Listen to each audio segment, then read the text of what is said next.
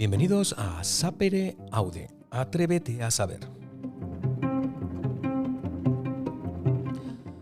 Un programa de Michael Thallium para todas esas personas curiosas, con ganas de saber cosas nuevas y a lo mejor cosas que no son tan nuevas. Hoy vamos a hablar de un reencuentro. Y para ello contamos con la presencia de Joan Manuel Gisbert.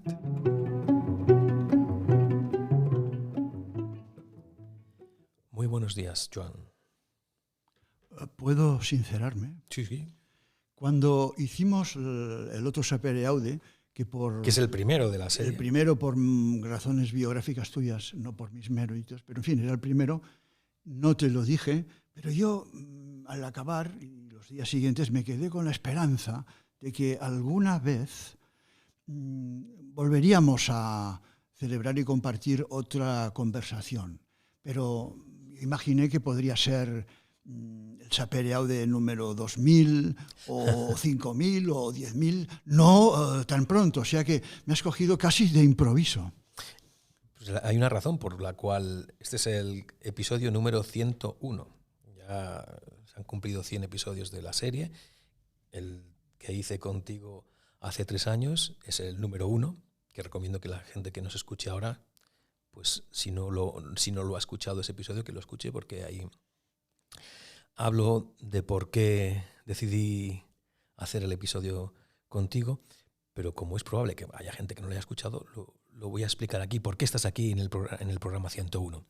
Estás aquí básicamente por 2 razones. Uno, porque era un modo de cerrar el círculo, 100 episodios que se han hecho, y como el tuyo fue el primero, pues el 101 tocaba que fuese contigo, con Joan Manuel Gisbert. Y 2, porque, y ya lo dije en el primer episodio, creo recordar, si no me falla la memoria, porque es verdad que tus libros, tu literatura, lo que escribes en su día, cuando yo era adolescente, pues influyó en mí y probablemente, quién sabe, a lo mejor no hubiese terminado yo también escribiendo si no te hubiese leído. Entonces, como un reconocimiento a personas que han influido en tu vida, en este caso en la mía, tú eres una de ellas.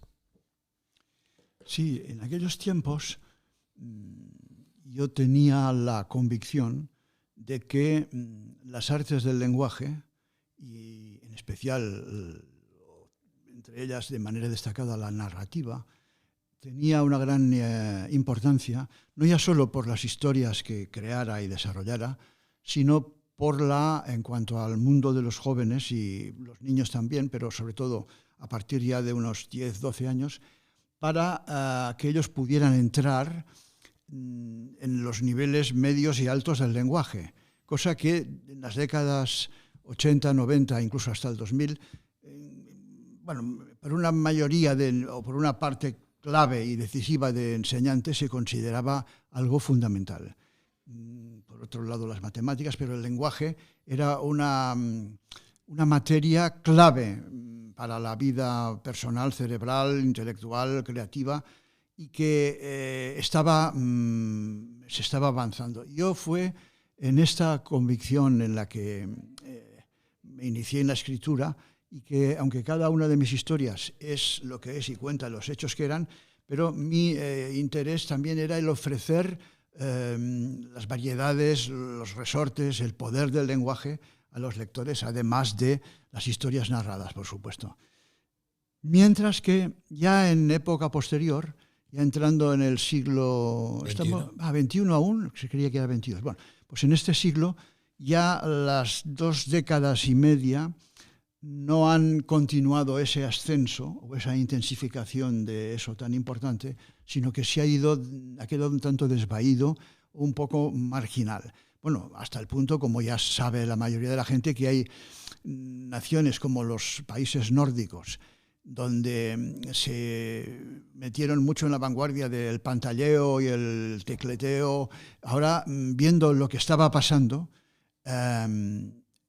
pues están retrocediendo apartan bastante o del todo en los centros educativos el pantalleo y el tecleteo, o solo para consultas muy concretas, y vuelven a la plenitud de las páginas impresas, del texto en papel y del habla, o sea, el texto hablado, pero lenguaje en un sentido amplio, variado y enriquecedor, ¿no?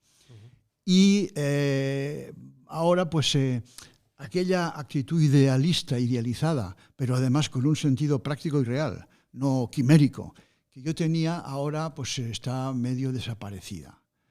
Y efectivamente ahora, pues no solo entre los jóvenes, sino entre los adultos hay un empobrecimiento acelerado y agudo del lenguaje. Hay una serie de palabras tópicas, ya ridículas por ello, que, por ejemplo, las palabras increíble y espectacular se repiten incluso por parte de tertulianos pero bueno, en una misma frase aparece cientos de veces: esto es increíble, bueno, resulta espectacular. Histórico. Bueno, histórico no tanto, no tanto en lo que yo oigo, ¿no? Sí. Histórico no tanto, y que a lo mejor está mejor utilizado, ¿no? Por ejemplo, hay otro verbo que es totalmente grotesco, que parece que una gran mayoría, incluso de intelectuales también, se dediquen a las mudanzas. Es decir, los imagino en camiones o furgonetas trasladando cosas de un lado a otro, porque todos trasladan. Quiero trasladarles, les voy a trasladar. Bueno, pero esto es, aunque haya una última acepción del lenguaje de la academia, que no lo sé, si al final se verá obligada. Es decir, trasladar es comunicar, pero por favor, utilizar además una y otra vez y otra, trasladar. Yo quiero trasladarles, les trasladé, como les trasladé. Ha trasladado, pero es que esto es grotesco. Es una dimisión. Y bueno, y hay muchas de esas palabras. No quiero extenderme, pero súper, otra, súper. Bueno, o infinito, que es el adjetivo de mayor poder del habla en todos los lenguajes, que tiene un ámbito de significación que escapa a nuestro entendimiento. Lo infinito, pues cualquier cosa, oye, te lo agradezco infinitamente, Mijael. Oye, esto está infinitamente bien. Bueno, el infinito se ha convertido en una moneda, en una calderilla, lo cual es imperdonable. Y también eterno, no tanto, pero eterno. Bueno, lo de ficción ya lo hablé en el otro, y ahora ya se dice ficcionalizar, que es una redundancia ridiculizante aún más. O los vulnerables y desfavorecidos. Es decir, ahora se es vulnerable o desfavorecido a partir de un mínimo de ingresos de situación precaria. Una y otra vez las mismas palabras, siempre. O escenario, para decir el ámbito, el conjunto de hechos, el escenario, como si todo fuera.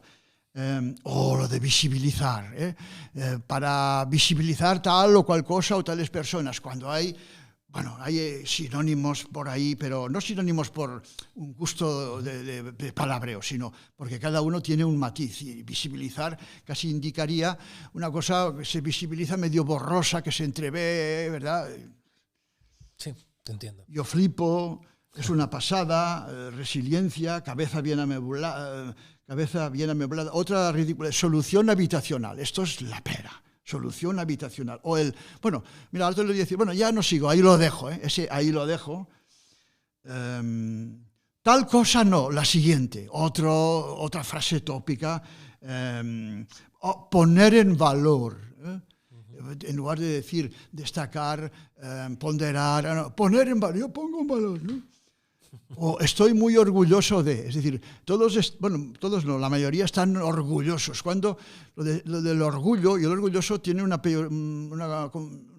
connotación más bien negativa, estar orgulloso. No digo que estoy contento, estoy satisfecho, no, estoy muy orgulloso de. Esto sobre todo miembros de los ministerios, ¿no? Bueno, o una ventana de oportunidad, el valor representacional de algo. O no tengo palabras. No tengo palabras. En fin. Este es un libro que engancha. O sea, una palabra que viene del mundo de las drogas y del sometimiento a cosas horribles, ahora se utiliza hasta para lo más bello y positivo. Oye, una película es un libro que engancha. Por favor. Qué pobreza. Bueno, aquello decía antes, una persona media en España en los años 40 utilizaba 4.800 palabras, ahora utilizan 510. Y no todos, muchos utilizan 300. ¿Y tú como escritor, que has desarrollado toda tu producción, principalmente en los años 70, 80, 90, hasta que estamos aquí ahora en 2025. ¿Cómo ha visto esa evolución del lenguaje, de la educación en España? Bueno, pues como un decaimiento, una degeneración. Porque uno de los elementos clave que haya quedado reducido pues, a ese balbuceo de palabritas tópicamente aplicadas para todo, eso es muy grave. Sí. Realmente yo reconozco, y eso quizá no debería decirlo porque es una mala publicidad, cuando yo ojeo obras mías como algunas de las que tú leíste, sí, escritas al final de los 70, en los 80, en los 90, hasta incluso los primeros 2000, en algún caso, como yo, ante la duda, como creo que te comenté la otra vez, ante la duda de si una expresión de una palabra o una manera de decir algo podía ser un poco demasiado compleja o no, si me parecía claro que era demasiado compleja para un lector medio de 12 años, buscaba otra manera. Pero si tenía la duda, apostaba a favor de que sí iban a poder. Que a lo mejor en la primera no, pero y que eso les llevaría a ese engrandecimiento personal a través del lenguaje, que es una de las vías clave, ¿no? Todavía lo es, aunque esté un poco marginada o medio soterrada, pero está ahí. Y si esto desaparece, sí, hay otras vías, otras maneras, pero eso tardará mucho en tener una sustitución plena en el funcionamiento mental. Pues a veces digo, ahora yo no me atrevería a decir esto de esta manera. Ahora buscaría, no una topicada, pero buscaría a lo mejor una manera más transparente o más breve, ¿verdad? Cosa que, en cierto modo, en alguno de mis libros ya he hecho. Siempre procurando no caer en la degradación, ¿no? Ahora hay muchísimas obras que los 7 vampiritos contra las 7 zombias, ¿no? En fin. No hay más que ver una librería, las novedades para jóvenes que hay, todas las cubiertas son parecidas, personajes así, muecas de terror o de pánico, grupitos. Bueno, es de una elementalidad. Lo que antes era la cosa marginal, la cosa barata, ahora es el centro, por lo menos comercialmente. Por supuesto, hay todavía centros, no todos, porque algunos dicen, bueno, si eso es lo único que leen, ¿por qué le vamos a hacer? Bueno, ese rendimiento de muchos profesores, pues en el fondo les da lo mismo, ¿no? La cuestión es que pase el horario y adiós. Pero todavía hay centros donde se fomenta la lectura de textos que tengan algo de literario o todo de literario, aunque sea en grados adaptables a las edades, ¿no? Pero hay editores que dicen, suerte que todavía en las lecturas obligatorias, que esto suena muy mal, ya lo sé, todavía tal, pero porque si no, si fuera lo de los supermercados y tal, pues solo publicaríamos cosas, esas baratijas, que es lo que se vende, y claro, nosotros necesitamos ingresar. Y tú que una de las características de tu literatura, de la que yo conozco principalmente, que es la de los años 80 hasta los 90, la fantasía o la imaginación es una nota muy presente en todos tus libros. ¿Cómo ves tú ahora esta incursión de la inteligencia artificial en el mundo de las letras? Bueno, simplemente quiero añadir que aunque todo lo que he dicho lo pienso, eso no quiere decir que mis libros publicados en los años 80, 90 han desaparecido, o están todos descatalogados. No, están vigentes. Siguen vigentes la mayoría, pero en otro contexto, ¿verdad?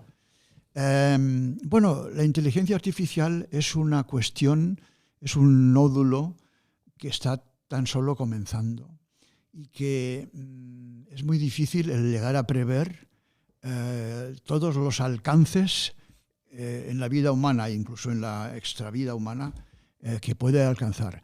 Ya sabemos que hay unos cuantos, no pocos, máximos especialistas en estos campos que se han retirado y advierten de la peligrosidad de que una inteligencia artificial muy capaz pudiera llegar a imponerse, no a obedecer o a contestar las preguntas o los encargos, sino a imponer su voluntad en aspectos de la vida de las personas. Claro, es muy atractivo. Bueno, ahora las cubiertas de libros, ¿no?, de todo tipo, se ve que casi todos hay un personaje caminando y se ve al fondo un horizonte, más de día o de noche. Son muy parecidas también, ¿no? Pero son bellas, ¿no? Es muy fascinante decirle a uno de estos instrumentos, pues oye, hazme... Bueno, por ejemplo, una chica joven de unos 16 años, muy sugestiva, pero no de una belleza atópica, sino sugerente, con inteligencia, que tiene en las manos mi libro tal y que lo está leyendo con un interés profundo. Y esto en 3 minutos te llega la imagen. Y te pide, ¿quieres algún retoque? Y puedes hacerlo. Bueno, la muchacha que no tenga un pelo tan abundante,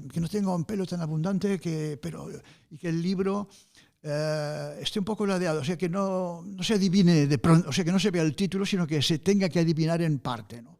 Bueno, y te lo hace, ¿no? Claro, y eso es una especie de lujo. Bueno, yo de cosas de lenguaje pido muy pocas, ¿no? Pido más que nada imágenes, pero por placer personal, ¿eh? Porque estas imágenes, bueno, alguna vez la he emitido por las Facebooks y tal, pero vamos, que queda claro que la inteligencia artificiosa, es como yo la llamo en la intimidad, pues ha tenido que ver, ¿no? Pues ahora, en cuanto a la creación de textos, también ya sabemos que puede, sobre todo estos textos tan fáciles y tan de fórmula, los puede hacer. Yo creo que ya hoy los puede hacer. Con lo cual, todos esos autores de este tipo, bueno, como también los que antes diseñaban preciosas cubiertas y tal, estos están, bueno, pues un poco ladeados, o mucho. Y los autores más facilones recibirán el... digamos, justo castigo de ser los primeros que serán descartados porque no harán falta. Y los demás, a los que yo inmodestamente quisiera seguir perteneciendo, ya veremos. Pero en todo caso, si no hay potencia lectora, pues entonces bastará con esas cuchipandeces facilonas. Lo fácil puede ser admirable, lo facilón no lo es nunca, porque es un engaño. Exactamente. A mí lo que me llama la atención es que ahora es muy difícil sustraerse a la inteligencia artificial, porque aunque uno no quiera, la tienes. Haces una búsqueda por el móvil, te metes en Google y los primeros resultados que te salen ya hoy en día están elaborados por una inteligencia artificial. Y en principio no mal elaborados. No da la sensación, aunque ya advierten de que puede haber errores, pero bueno, es bastante satisfactorio, ¿no? No es aquello una cosa torpe, insegura, llena. No. Tiene buena, como dicen ahora también topiquísimamente, tiene buena pinta. Esto cuando una autora dice, he publicado mi último libro, ¿no? Y luego todas las compañeras, oye, qué pintaza, qué buena pinta, deseando leerlo. Esto se repite miles de veces, siempre igual. No sé si al homenajeado así, esto le causa ilusión o ve que le lanzan tópicos como si le lanzaran piedras, caramelos, ¿no? Caramelos dulzones, pero... Luego me gustaría volver a esto de la inteligencia artificial y cómo puede influir en la creatividad, pero una pregunta que quería hacerte es, como tú ya tienes muchísimos años de experiencia en la escritura... Bueno, pero yo me siento como quien está empezando, te advierto. Bueno, pero tienes esa experiencia y te quiero hacer una pregunta. ¿Tú cómo resuelves cuando te quedas estancado? Muy pocas veces ese estancamiento o esa detención, prefiero yo decirlo, de la historia en marcha, muy pocas veces se ha convertido en un estancamiento definitivo. Muy pocas. O sea, yo creo que solo 2. Porque cuando el estancamiento, es decir, el que en un proceso de creación, como yo sobre todo no me baso en un argumento previo ni en un guión, sino que van haciendo todo en el momento, con una previsión mínima. Ya en la zona final puede haber un horizonte más. Cuando llego a una de estas detenciones y la historia parece que se me para, al principio me decía, pero no, ahora ya sé que eso es normal. Esa historia no puede salir imparablemente, ¿no? Y entonces yo sé que tengo que esperar a veces unas horas, a veces media hora, a veces unos días, ya más que unos días, pero a veces alguna semana. Pero es como si sin tú estar controlándolo conscientemente, tu sistema creativo cerebral va elaborando los caminos siguientes o el camino siguiente. Y cuando lo tiene ya elaborado hasta un punto en que va a ser útil para ti, te haces, o sea, tú lo percibes, llega a tu conciencia. Y entonces dices, hombre, claro. Y parecería que de pronto, como si cayera del cielo como un maná, después de unos días en blanco, no. De los muchos estratos del cerebro ha habido unos cuantos clave que han estado trabajando. Aunque tú estuvieras dormido, o aunque estuvieras ocioso, o aunque estuvieras mirando volar cometas, seguía trabajando si tu cerebro estaba muy, muy implicado en aquello. Si es una cosa que escribías superficialmente, pues otra ocurrencia te vendrá, pero ahora, entonces te llega, y a veces te llega ya con una perspectiva, no, ya digo, no muy larga, porque yo quiero que las historias vayan abriendo su camino y los personajes como algo que yo estoy viviendo. ¿Y ha habido algún momento en tu vida en que hayas dicho, mira, ya lo dejo, ya no escribo más? No, ese momento no vendrá y seguramente solo vendrá con la muerte, y aún así seguro que resucitaré para proseguir, ¿no? Porque claro, el que muere ya lo tengo todo hecho, pues muere, pero el que muere dice, cuidado, es como lo del texto detenido, la vida queda detenida, pero de alguna manera hay impulsos cerebrales que siguen y ya verás ya. Además ahora que ya van diciendo que en un plazo no muy, o sea, no en 5 siglos, no, en un plazo relativamente tal, la vida media de los seres humanos, la media, no todos, pues va a estar entre 110 y 120 años, ¿no? Y hay algunos como Elon Musk, ya tiene toda una serie de tratamientos y quiere llegar a 150. Esto me lo invento ahora, pero estoy seguro que él me diría, sí. Right, all right. Por tanto,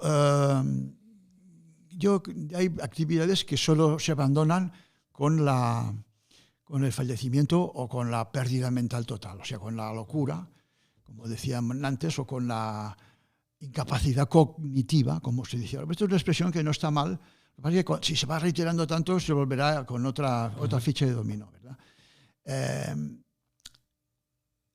Pero reconozco que todo lo que vengo diciendo hace que ahora mi impulso por escribir es mucho más contenido. Y mi búsqueda es no ya de nuevas historias, sino de alguna manera de escritura que no pueda ser opacada por ninguna inteligencia artificial y que tenga interés para muchos lectores que queden, ¿no? Nuevos caminos. Y eso creo que sería mi objetivo máximo, el encontrar una nueva manera de escribir literariamente que responda a algunos de estas dificultades enormes y desafíos de los que vengo hablando. O sea, no concibes tu vida ni tu muerte sin escribir. En el fondo, no. Porque sería una dimisión, una renuncia, un abandono, una cobardía. Y yo puedo ser cobarde en cosas, pero en esto no. Ajá. ¿Y cuánto, iba a preguntarte, has dicho lo de cobarde y se me ha ido el hilo al respecto de lo que te quería preguntar. Perdona. Volverá. Ya me acuerdo. ¿Cuánto lee y cuánto escribe Joan Manuel Gisbert? ¿Lee más que escribe o escribe más que lee? ¿Cuánto lee? Porque quiere decir, ¿cuánto al día, cuánto al año, cuánto...? En general, al día. Es decir, o te lo pregunto de otra forma, que te habrán hecho esta pregunta miles de veces. ¿Se puede ser escritor sin haber leído, sin leer? Ha habido algunos casos, pero es muy difícil. Incluso pudiendo leer, siendo escritor o pretendiendo serlo, pudiendo leer, sería insensato y suicida el renunciar a ello, ¿no? Lo cual no quiere decir que ha habido autores, y puede seguir habiendo, que solo a través del habla y el lenguaje pueden tenerlo. Pero claro, sin lectura está eso sometido al lenguaje hablado, ¿no? O sea, que queda muy parcial. Pero la pregunta era ¿cuánto lees y cuánto escribes? Ahora escribir, últimamente escribo poco, por lo que he dicho, y leo, pero leo muchos fragmentos, es decir, obras enteras. Últimamente he leído pocas, pero leo fragmentos, o sea, para coger la manera, el estilo, ¿Sí? El lenguaje, siempre. Pero más que buscar conocer historias enteras del devenir de todos los personajes, busco momentos en el que el lenguaje está especialmente intenso y no sustituible ni reemplazable ni por imágenes, ni películas, ni inteligencia artificiosa. Antes has dicho que estás siempre aprendiendo, que como escritor es como si fuese la primera vez que escribes. Sí, lo bueno viene ahora. Lo bueno viene ahora. ¿Y qué es lo que te gustaría que fuese lo bueno? Pues escribir obras que se pudieran sobreponer a la actual decadencia, en un sentido amplio y general, de la actividad lectora e incluso de la escritura también. Porque es posible que haya autores que vayan pensando en dejarlo, otros jóvenes que ya vean que este camino ya está muy practicado y medio agotándose y que es mejor emprender otro, ¿no?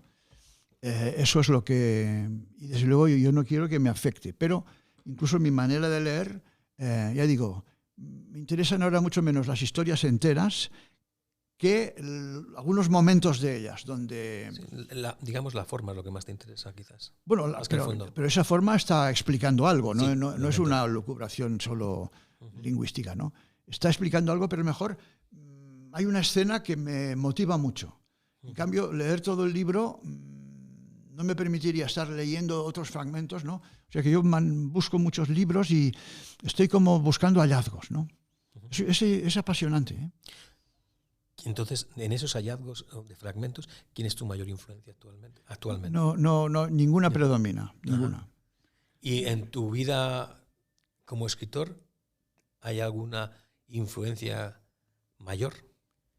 Bueno, no, al principio había.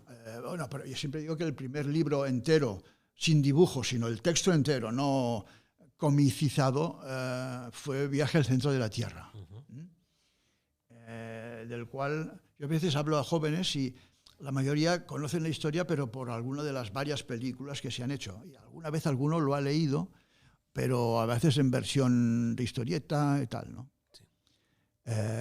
Por suerte creo que en manga no se ha llegado a hacer. Eso espero que no ocurra.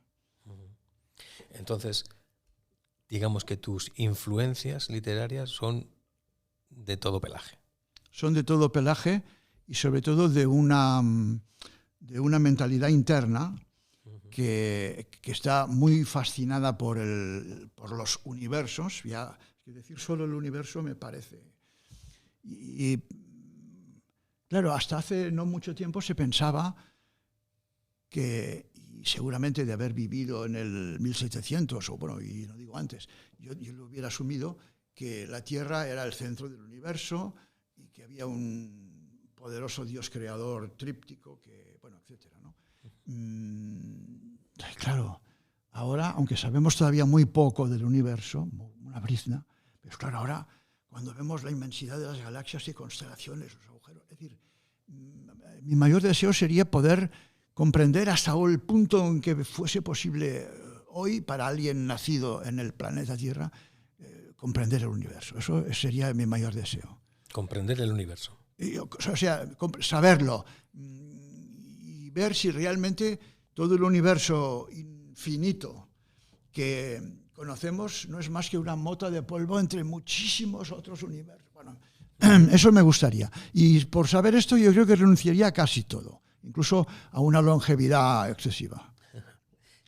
Pero no la resurrección. Ajá. A ver, explícame eso. O sea, podría renunciar a una longevidad excesiva, tener 110, 120 años y tener solo 80, pero eso sí, o sea, renunciar a esas décadas que pudiera vivir, pero no renunciaría al retorno. Ajá. Al retorno, y que sería siendo escritor. Bueno, ves, ahora ya quizá ya sería en otra dimensión donde la escritura quedaría como algo muy pequeñito. Entiendo. Quizás sería ya como universitante, pero no de universidad, sino de universo, ¿no? Universador.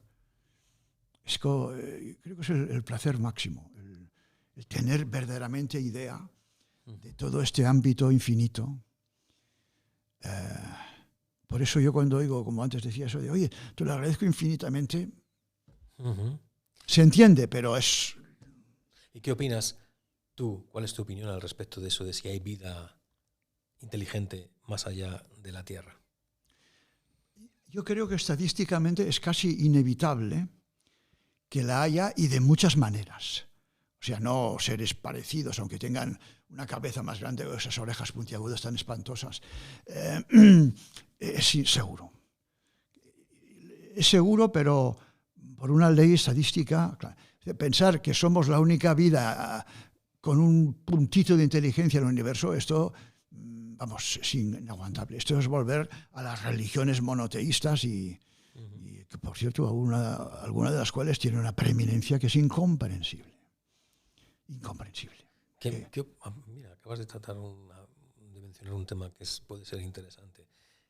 Las religiones monoteístas. Nosotros estamos en una parte del planeta Tierra, en Europa concretamente, en España concretamente, en las que lo que predomina son las religiones monoteístas, el catolicismo, el judaísmo y el islam. O sea, son digamos, las más generalizadas. Sí, las que cobraron mayor importancia. Exactamente. Sí. ¿Y tú qué tienes que decir al respecto de las religiones? Bueno, pues yo tengo comprensión afectuosa y cariñosa hacia personas que todavía crean en ello, pero bueno, esto es un elemento del pasado remoto. Sí, es inverosímil de todo punto de vista. Fíjate que no digo increíble, ni dicho que el universo es espectacular. Por lo de antes. Se utiliza así la palabra inverosímil. Prefiero, inverosímil no la utiliza casi nadie, aunque tiene un sentido más intenso todavía que increíble, pero es que claro, ahora todo lo que es mínimamente sorprendente o inesperado, todo es y espectacular. Pero bueno, no insisto más en esto. No quiero insistir, aunque le tengo puesta la proa, pero no quiero insistir. Y tú, que principalmente se te conoce como escritor de literatura, lo que se llama infantil y juvenil, ¿te has planteado alguna vez escribir un libro que trascienda mucho más allá de lo que es la literatura juvenil? De hecho, tengo que decir que alguno de tus libros, que leí recientemente al reencontrarnos para grabar el primer episodio de la serie Sapere Aude, o sea, los puede leer perfectamente un adulto. Quiero decir que no veo la juvenilidad en la literatura. De hecho, te voy a contar una anécdota, que a lo mejor es un escritor que tú conoces, no lo sé, se llama Dimas Mas. Dimas Mas escribió un libro hace un montón de años, en el principio de los años 80, que se llamaba El tesoro de Fermín Minar. Ese libro yo lo he leído hace relativamente poco, ahora 2 o 3 años. Es un libro para ser literatura juvenil muy gordo. Y según estaba leyendo, que me pareció muy buena literatura, pensé, este libro hoy en día en un colegio es impensable que se lea. ¿Y en un instituto? En un instituto. Y luego, no sé yo cuántas personas adultas, de los que llamamos adultos, también lo leerían. Muy buena literatura, pero no facilona. Entonces, lo que te quería preguntar antes era, ¿te has planteado alguna vez hacer algún libro que no sea orientado exclusivamente a literatura juvenil? Sí, me lo he planteado. Lo que ocurre es que como durante todos estos años yo tenía, por suerte, y agradezco, una demanda intensa en ese campo, cuando yo escribía y me estaban pidiendo títulos, pues casi era lo lógico. Ahora, eso sí, siempre que escribía un libro para lectores jóvenes, siempre en ese lector joven yo veía el adulto que estaba desarrollándose en su interior. Incluso si era, bueno, para muy pequeños no he escrito, pero a partir de 7 18 años, en ese niño aún, niña, yo apuntaba hacia el joven que resultaría y el adulto en ciernes. Es decir, que yo tenía siempre esa perspectiva. Aunque las historias, claro, tenían que tener un interés y un alcance, no para el adulto que iban a ser, sino para el ser que eran entonces. Pero sin olvidar nunca aquello, ¿no? Es decir, nunca infantilizar, nunca crear como una zona de... Sí. Y entonces quizá haga este libro, aunque claro, la apuesta aún puede generarme más dudas que si es una historia de una extensión mediana que pretende dirigirse a lectores de 12, 14, 16 años y en general a cualquier adulto, ¿no? Mi deseo, como tú has dicho, era que esos libros los pudiera leer un adulto, pero ya no porque era padre del alumno o porque era su profesor o bibliotecario o librero, sino un adulto cualquiera sin relación concreta ninguna, pero que pudiera leerlo en su actitud de adulto completo. Y en ese hipotético libro para adultos, ¿qué temas te gustaría abordar? ¿Qué es lo que te gustaría dejar dicho? Como tema de fondo tendría que ser la magnitud inconcebible, pero irresistiblemente atractiva del universo. Me parece el tema absoluto, el tema de todos los temas, es quizá por su inalcanzabilidad, claro, no puede estar muy presente, pero en mi caso es ya la historia final. ¿Y lo escribirás? Bueno, como esto está grabado, si me comprometiera y luego no lo hago, merecería reproches, ¿no? Por tanto, te diré, todo mi ser va en camino hacia ello, pero por el camino puede haber tropiezos o socavones. Y en el caso de que hipotéticamente termines escribiéndolo, ¿crees que te costaría quitarte la etiqueta de encima de escritor de literatura juvenil? Bueno, eso ya no sé, dependería de la obra en sí, de su potencial de interés y ya del otro no depende de mí. Porque si soy recordado por ello o en las biografías se encuentra, esto yo no lo puedo borrar ni lo quiero borrar en absoluto, porque también he de decir una cosa. Gracias a la recomendación de libros de lectura en los colegios e institutos, gracias a eso muchos de mis libros, no todos por igual, pero muchos han tenido cientos y cientos y cientos y cientos de miles de lectores, cosa que en el mercado librero o bibliotecario normal no hubiera. Esto ha sido, bueno, hay tiempos en que en un curso, para unos alumnos, por ejemplo, de segundo de secundaria, se recomendaban como mínimo 3 o 4 lecturas obligatorias. Y no sé si comenté en el otro programa que hace ya mucho un profesor que recomendaba libros obligadamente. Yo le dije, claro, esto de lectura obligatoria, y él dijo, no pasa nada. ¿Ves? No pasa nada es otra frase bastante repetida, pero claro, ¿quién no cae? ¿Quién no cae? Dice, ellos, aunque no se dan cuenta, están obligados por gregarismo, por influencia, a muchísimas cosas, a músico, están obligados a muchísimas cosas. Por tanto, esta pequeña obligación más no hace ningún daño y al contrario, puede beneficiar. Y eso de que están obligados a muchas cosas, aunque no tengan la etiqueta obligado, yo vi que tenían mucha razón en este pensamiento breve. Y ahora, Joan Manuel Gisbert, la persona, ya no el escritor, aunque yo creo que en tu caso es muy difícil disociar la persona del escritor. ¿Cómo ve el mundo? Estamos finalizando el mes de septiembre de 2025.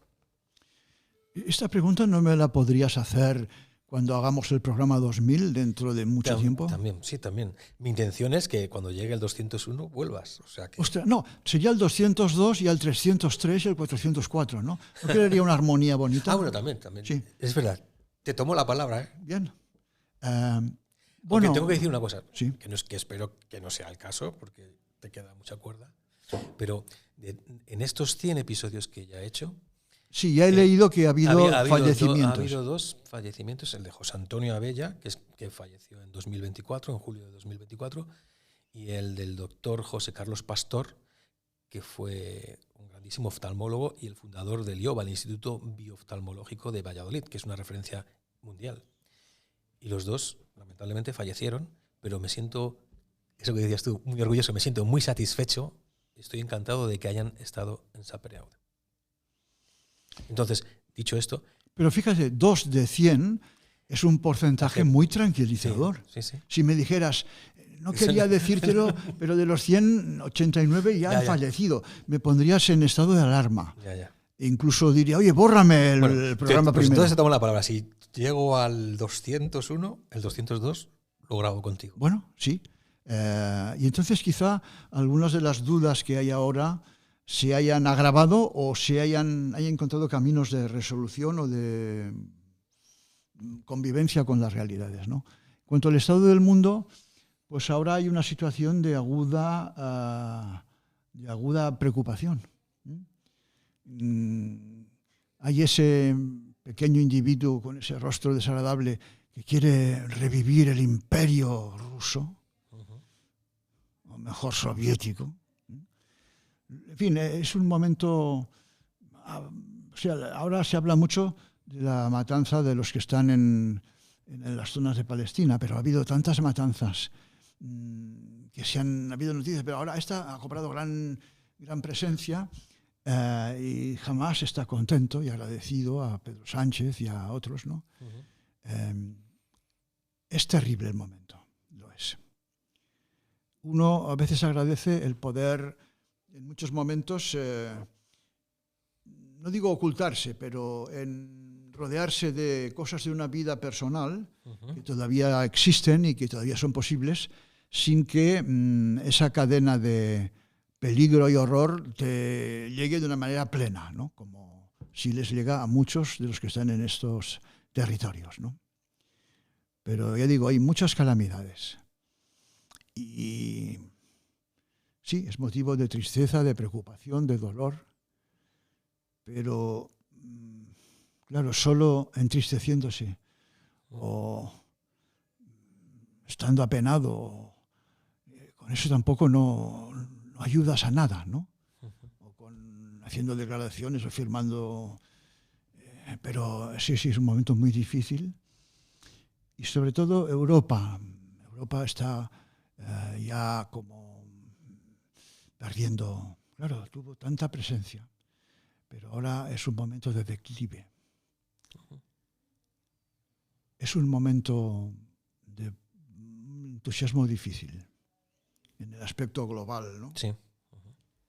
Pero de todos modos, agradezcamos que muchos todavía, a pesar de saber esto y no poder estar indiferente a ello en absoluto, pero a la vez todavía tenemos oportunidad de seguir sobrellevando unas vidas nuestras con bastante posibilidad de que no se precipiten en lo amargo o en lo tenebroso, ¿no?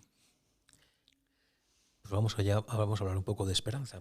De esos chavales que leen tus libros, a quienes tú ves con relativa frecuencia, porque vas a muchos colegios. Sí, ahora ya no tan a menudo, pero sí, sigo yendo, sí. ¿Qué es lo que más te sorprende de ellos? Bueno, te diría que, ya no me sorprende. Lo que más me apena es que ya es frecuente que en una clase, por ejemplo, de 30, donde fue recomendado como lectura obligatoria, o mejor, obligatoria, menos mal. Uno de mis libros, pues el profesor me ha dicho, o yo lo descubro, pues que ha habido 1, 2, 3, 4, 5 y 6 que no han sido capaces de leerlo. Que entonces les ha tenido que dar otras obritas mucho más endebles, más elementales, más cortitas, ¿no? Y eso, por ejemplo, hace 10, 20 años ocurría muy poco. Y si había alguno que no lo había podido leer, el profesor me había dicho al oído que tenía alguna deficiencia personal, estaba en una situación anterior a la que correspondería, bueno, que iría mejorando, se esperaba, pero ahora no, y no es que estén enfermos cognitivamente, están enfermos contemporáneamente, que es otra cosa. Y eso es lo que te apena, dices. Sí, más que eso. sí.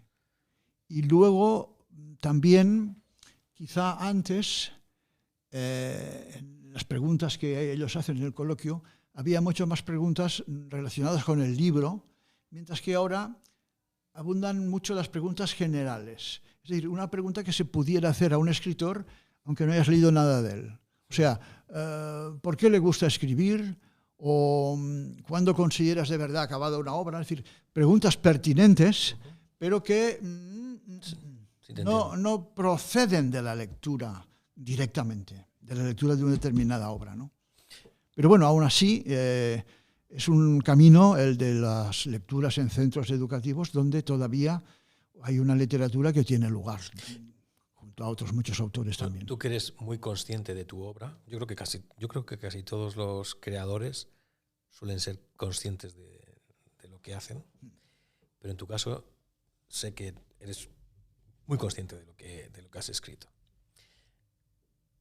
¿Cómo te gustaría, o qué es cuando alguien vea tu obra en el futuro, toda tu obra escrita, qué es lo que te gustaría que dijesen de esa obra? No de ti, sino de lo que está escrito. Son obras de transrealidad. Bueno, esto ya en el... Sí, lo hablamos en el anterior episodio de ficción. Que repito, que lo escuche la gente que no lo ha escuchado, escuchado, el número 1. Sí, pero que dijeran, sí, son obras de transrealidad. Es decir, que parten de la realidad, pero van más allá de ella. Abriendo caminos a las nuevas realidades, no a ficciones. O historias medievales con láseres y tal. No. Esto me gustaría. Son historias de transrealidad. Sí. Eso solo. Me bastaría. ¿Y de Joan Manuel Gisbert como escritor? Fue un ser que estuvo en el mundo y que tenía muchas peculiaridades. Cuando vuelva, tendrá otras. Yo ya lo conté en el anterior episodio y es el recuerdo que me quedó de ti de cuando yo era pequeño. ¿Pequeño qué edad era? Bueno, no recuerdo, entre 10 y 13 años, no me acuerdo exactamente, cuando viniste al colegio. Pero ya estabas engrandecido. Sí, estaba engrandecido. Bueno, cuando era mucho más joven que ahora. Bueno, eso sí. A mí me sorprendió, ya lo conté en el anterior episodio, pero para quienes os escuchen de nuevas, me sorprendió mucho el modo en que tuviste, el modo que utilizaste para acercar la literatura a los que éramos jóvenes en aquel entonces. Porque teóricamente la charla era para hablar de un libro tuyo, pero lo que menos hiciste es hablar de tu libro. Porque lo que hiciste fue inventarte una historia, sacaste a una chica del público, con ella la sumergiste en la historia, y eso a mí me sorprendió muchísimo. Porque dije, me imagino que te lo habrías preparado, supongo, pero o si lo improvisaste, toda improvisación detrás lleva una gran preparación. Pero me sorprendió la capacidad de imaginar y componer una historia en el momento. Sí, me gustaría recordarla, pero bueno. No, sí. yo ya ni siquiera me acuerdo. Sí que me acuerdo que empezabas a gesticular, como un círculo con la mano. O sea, era teatro puro y duro. Es que yo durante un tiempo actué como mago e ilusionista, aficionado, pero con intensidad, ¿eh? No bromitas, no. Y entonces eso que dices se debe a que, aunque yo siempre respondo a las preguntas, y aunque yo he oído alguna vez a autores que están con alumnos, ¿no? Y que les preguntan algo y dicen, oye, esto ya me lo han preguntado 100 veces, no sé si se ocurre otra cosa. Es decir, esto es un bofetón imperdonable. Aunque una pregunta te la hayan hecho 10.000 veces a lo largo de los años, la vez 10.001 te la hace alguien que seguramente la hace por primera vez. Y por tanto merece responderle como si fuera la primera vez. Pero, claro, inevitablemente, aunque el grupo tuviera un nivel más bueno, o muy bueno o mediano, claro, las preguntas, como es lógico, eran parecidas a menudo, ¿no? Alguna vez alguien hacía alguna pregunta que yo no había oído nunca y siempre, pero entonces no dejaba mucho espacio a las preguntas, sino a otro tipo de manera de, más allá de la obra leída, de comunicarme con ellos, ¿no? Por ejemplo, hay muchos autores, y tampoco les critico por ello, pero que llegan, hablan 5 minutos escasos y, a ver, ¿quién empieza a preguntar?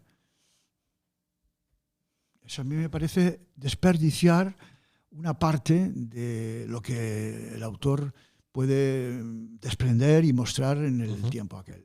Lo cual no quiere decir, yo haría como una mitad hablando y entonces como mucho la otra mitad, pero eso sí, respondiendo con interés a las preguntas.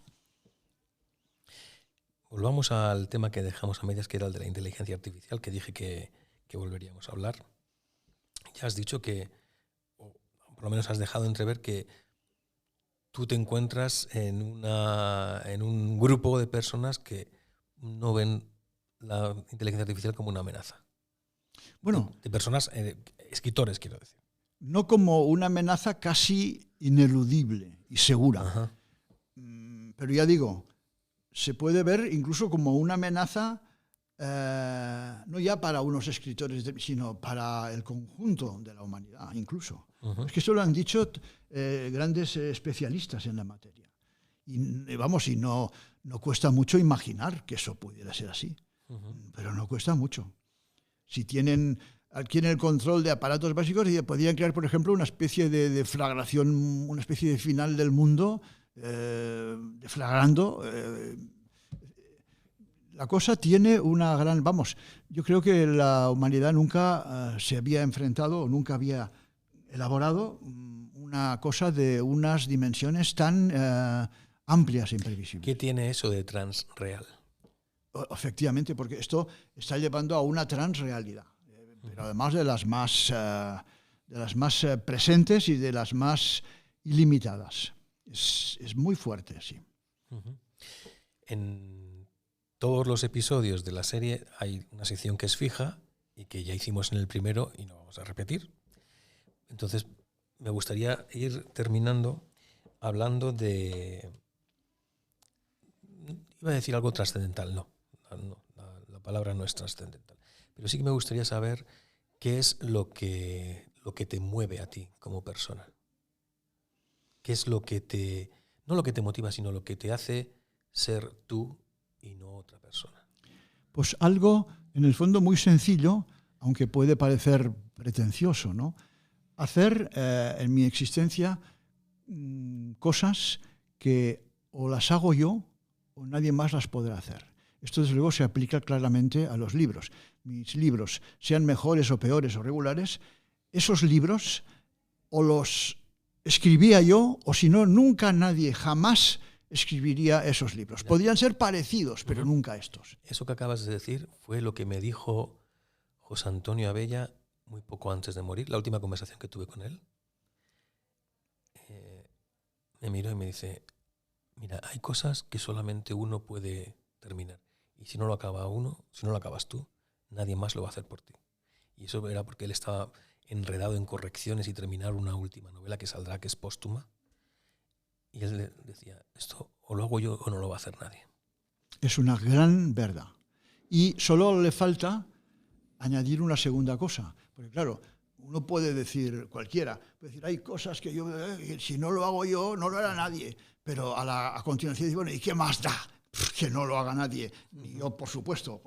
Ahora, si estás en alguna medida convencido o esperanzado en que no va a dar igual que esas obras que solo tú y nadie más que tú y solamente tú podrás hacer, no da igual que no existan, sino que lleguen a existir, sino que crees que va a tener algún tipo de influencia positiva, alguna trascendencia, van a constituir una transrealidad, si no necesaria, merecedora de existir, entonces eso ya te da el impulso definitivo. Por cierto, Abella, cuando hablaste con él sabía que su expiración era cercana.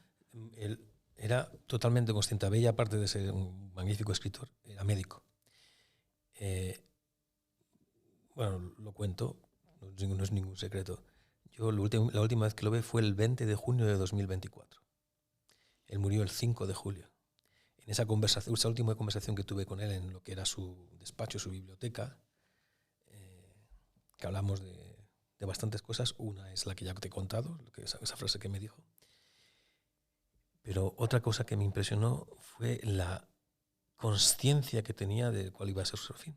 Porque me dijo, mira, yo ahora, tenía ya un hilo de voz, yo ahora estoy terminando estas correcciones, yo calculo, esto fue el día 20 de junio de 2024, yo calculo que hacia el día 29 habré terminado las correcciones, el 3 de julio así me iré al hospital y hacia el 5 de julio me muero.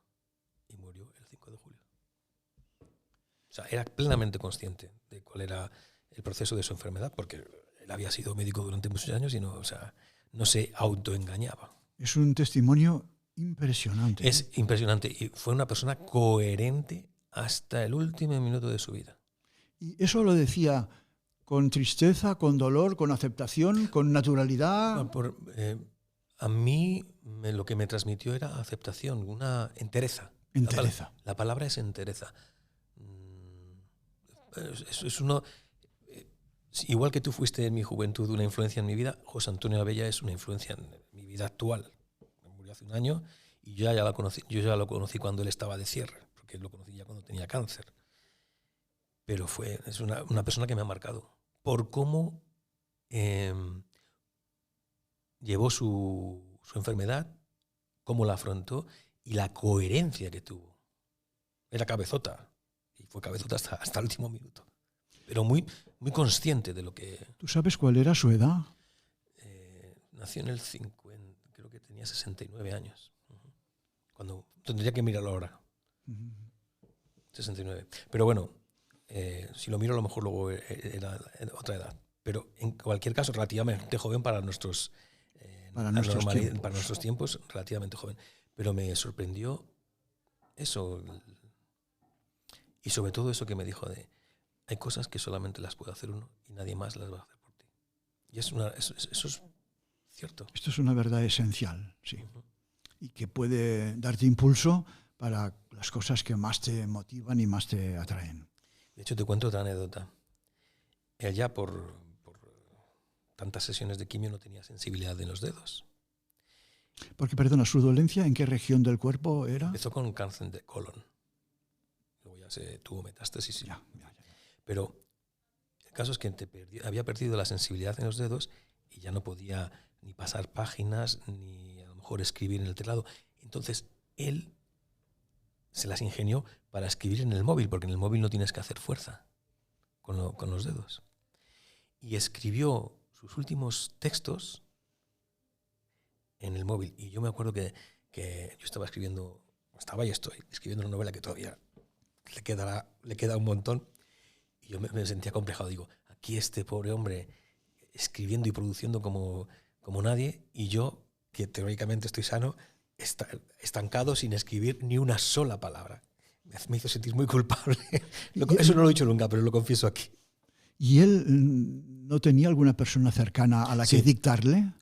Sí, es su mujer, pero te he dicho antes que era muy cabezota. Él se prefería prefería ser autosuficiente, aun con limitaciones. Prefería ser autosuficiente. Su mujer, que es María Jesús, que estuvo con él hasta el último momento, digamos que era de hecho la primera lectora de sus obras era su mujer. Pero él estaba empeñado en ser el que hiciese las cosas.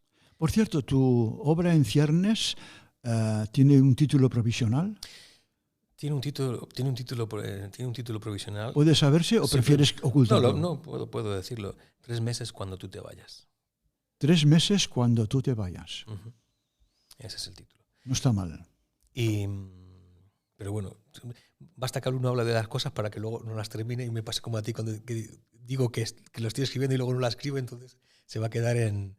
Sí, ¿Qué palabra tiene esta persona que dice que está escribiendo y luego no escribe? Me gustaría terminar